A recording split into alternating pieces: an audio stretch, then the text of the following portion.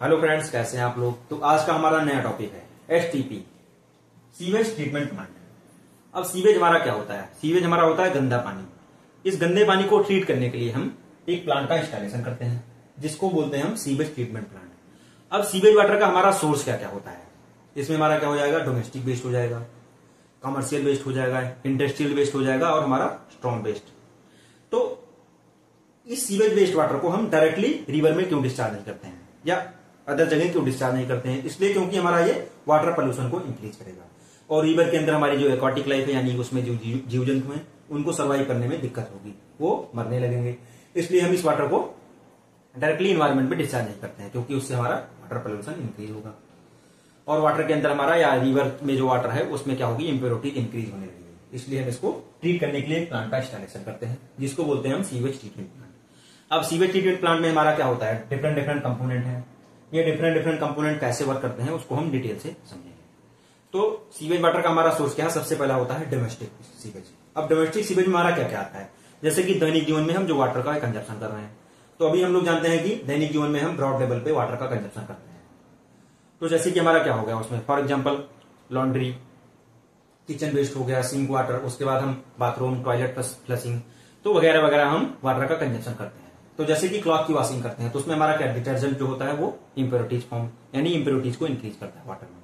उसके बाद हम किचन से क्या करते हैं? बर्तन की धुलाई करते हैं तो उसमें हमारे फूड के कुछ पार्टिकल्स रह जाते हैं, तो क्या हमारा हो जाता है यानी ऑर्गेनिक कंटेंट यानी ऑर्गेनिक इंप्योरिटीज को इंक्रीज करता है। फॉर एग्जाम्पल अगर हम किचन में चावल को धुलते हैं तो चावल को धुलते समय उसके कुछ पार्टिकल्स वाटर में फ्लश आउट हो जाते हैं, यानी कि चावल हमारा क्या है? ऑर्गेनिक पार्टिकल्स, यानी वो ऑर्गेनिक इंप्योरिटीज को इंप्रूव करेगा। उसके बाद क्या हो जाता है हमारा टॉयलेट फ्लशिंग, उसमें भी हमारे ऑर्गेनिक कंटेंट ज्यादा होते हैं। उसके बाद हमारा क्या आता है? कमर्शियल, यानी कि रेस्टोरेंट हो गया, स्कूल हो गया, हॉस्पिटल हो गया और बड़े बड़े होटल्स हो गए, उसमें से क्या हमारा जो रा सीवेज यानी सीवेज वाटर निकलता है उसको भी हम एसटीपी प्लांट में ट्रीट करते हैं। इंडस्ट्री से जो सीवेज वाटर निकलेगा। उसके बाद क्या होता है हमारा? Strong water. स्ट्रॉन्ग यानी कि हमारा जो रूफ फ्लोर वॉशिंग में यूज करते हैं वाटर को। उसके बाद हमारा जो रेन वाटर होगा वो क्या करेगा? गटर से होते हुए हमारा क्या करेगा? इंप्योरिटीज को अपने साथ रिवर में बहा ले जाता है, तो उसको भी क्या करते हैं? हम एसटीपी प्लांट में ट्रीट करते हैं। तो अभी क्या करते हैं, जो हमारा गटर से वाटर निकलेगा उसमें क्या होंगे? हमारे लोग पॉलिथीन वगैरह, उसके बाद फाइबर, प्लास्टिक वगैरह सब कुछ उसमें फेंक देते हैं। तो उस वाटर को क्या करेंगे हम? डिफरेंट प्रोसेस के थ्रू यानी सीवेज वाटर को कैसे ट्रीट करते हैं उसको आइए डिटेल में समझते हैं। तो सीवेज ट्रीटमेंट प्लांट में हमारा होता क्या है? सबसे पहले क्या होगा हमारा? रा सीवेज यानी सीवेज वाटर जो आएगा उसको हम कलेक्शन टैंक में कलेक्ट कर लेंगे। उसके बाद क्या करेंगे? देखिए हमारा क्या है? Sequential screen filtration. अब सीक्वेंशियल स्क्रीन फिल्ट्रेशन हमारा लगाने का पर्पज क्या है? इसमें क्या होगा? हमारे कई पार्टिकल्स के यानी कई साइज के पार्टिकल्स होंगे इसमें, हैवी पार्टिकल्स, तो उनको क्या करेंगे हम? डिफरेंट स्क्रीनिंग हमारी क्या होगी? इसका मैच नंबर अलग अलग होगा, यानी कि स्क्रीन की साइज, यानी कि फॉर एग्जांपल पहले स्क्रीन की साइज हमारी 50 mm की होगी, दूसरी की हमारी क्या होगी? 30 mm की, तीसरी की हमारी 10 mm की होगी, यानी कि डिफरेंट साइज के पार्टिकल्स को यहाँ पे हम रिमूव करेंगे। जैसे पॉलिथीन हो गई, फाइबर, प्लास्टिक वगैरह हम यहीं से रिमूव कर लेंगे। तो स्क्रीनिंग करने का पर्पज क्या है? यहां से हम हैवी पार्टिकल्स को रिमूव कर लेंगे।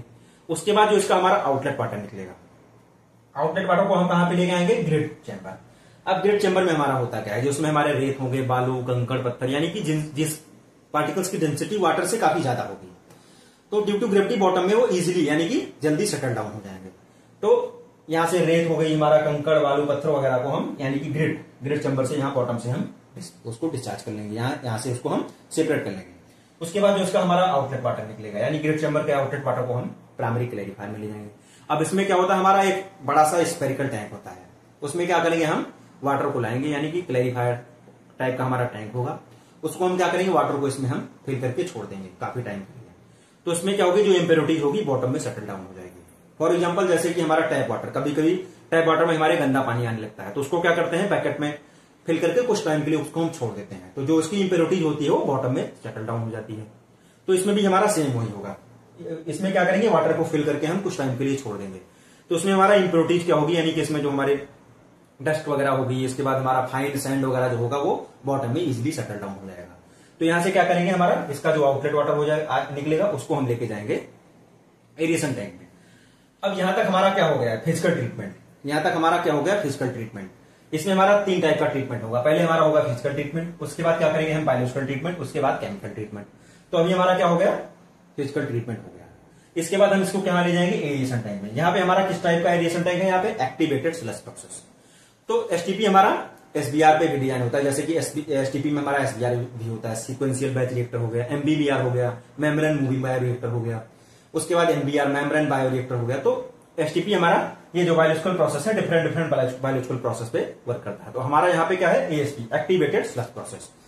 तो एसबीआर, एमबीआर, एमबीबीआर पे हम अलग अलग वीडियो, सेपरेट वीडियो उस पे बना देंगे। तो यहाँ पे हमारा क्या है, जो हमारा प्राइमरी क्लैरिफायर का आउट निकला उसको ले गए हम एरेशन टैंक में। अब एरेशन टैंक में हमारा होगा क्या, यहां से जो हमारा इनलेट वाटर आएगा इसमें हमारा क्या होगी, ऑर्गेनिक पार्टिकल्स ज्यादा होंगे, यानी इसमें हमारा बीओडी हाई होगा। तो ये क्या करेगा, एरेशन टैंक में इंटर करेगा। तो हमारा वाटर के अंदर कुछ ना कुछ अमाउंट में ऑक्सीजन होगी और इसमें हमारे क्या होंगे, यहाँ पे बैक्टीरिया होंगे। तो बैक्टीरिया क्या करेंगे, ऑक्सीजन का कंजप्शन करते हुए ऑर्गेनिक पार्टिकल्स को डिकम्पोज करेंगे, लेकिन इतनी अमाउंट में ऑक्सीजन सफिशियंट नहीं होगी कि सारे ऑर्गेनिक पार्टिकल्स को बैक्टीरिया डिकम्पोज कर सके, क्योंकि उनको ज्यादा अमाउंट में ऑक्सीजन की रिक्वायरमेंट होगी। उसके लिए देखिए हमारा यहाँ पे एयर ब्लोअर लगा है, इसमें हम क्या करेंगे, हमारे डिफ्यूजर लगे हैं, एरेशन टैंक में हम एयर डिफ्यूज करवाएंगे, क्योंकि हमें इसमें ऑक्सीजन का कंसंट्रेशन मेंटेन रखना है। तो हमें ऑक्सीजन का इसमें कितना कंसंट्रेशन रखना होता है, लगभग 2 से 3 ppm, यानी 2 से 3 mgpl हमको यहाँ पे कंसंट्रेशन मेंटेन करता है ऑक्सीजन एरेशन टैंक के अंदर ऑक्सीजन को। तो यहां से क्या करेंगे, बैक्टीरिया क्या करेंगे, ऑर्गेनिक पार्टिकल्स को डिकम्पोज करेंगे ऑक्सीजन का रिक्वायरमेंट करते हुए। तो यहाँ पे जो हमारा बीओडी होगा, बीओडी क्या होती है हमारी, बैक्टीरिया ने कितनी ऑक्सीजन कंज्यूम की ऑर्गेनिक पार्टिकल्स को डिकम्पोज करने के लिए। तो यहां से क्या करेंगे, एयर ब्लोअर से हम इसमें एयर प्रोवाइड करेंगे, बैक्टीरिया क्या करेंगे, ऑर्गेनिक पार्टिकल्स को डिकम्पोज करेंगे ऑक्सीजन का कंजप्शन करते हुए। यहां से क्या करेंगे, ऑर्गेनिक पार्टिकल्स यानी इंप्योरिटीज को वाटर के अंदर से रिमूव कर देंगे। इसके बाद जो यहां से हमारा वाटर निकलेगा इसमें हमारा क्या होगा, बीओडी कम हो जाएगा, यानी कि बीओडी यहां से हमारा लेस अमाउंट में हो जाएगा। तो इस वाटर को क्या करेंगे, हम लेके जाएंगे क्लैरिफायर टैंक में। तो सेकेंडरी क्लैरिफायर, अब सेकेंडरी क्लैरिफायर में क्या होगा, जो हमारे बैक्टीरिया थे ये क्या करेंगे, यहाँ पे फ्लॉक का फॉर्मेशन करेंगे। तो फ्लॉक का फॉर्मेशन करेंगे तो फ्लॉक की डेंसिटी वाटर से ज्यादा हो जाएगी, तो वो क्या होंगे, ड्यू टू ग्रेविटी बॉटम में सेटल डाउन हो जाएंगे, यानी सेडिमेंटेशन प्रोसेस से ड्यू टू ग्रेविटी वो बॉटम में सेटल डाउन हो जाएंगे। ये देखिए एक्टिवेटेड स्लज हमारा बॉटम में सेटल डाउन हो जाएगा। उसके बाद क्लीन वाटर को हम आगे ट्रीटमेंट के लिए ले जाएंगे। तो यहां तक हमारा क्या हो गया, बायोलॉजिकल ट्रीटमेंट।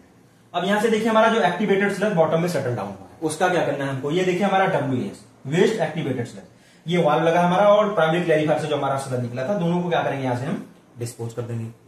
उसके बाद देखिए हमारी एक लाइन और यहाँ पे एक पंप लगा है, RAS रिटेन एक्टिवेटेड स्लज।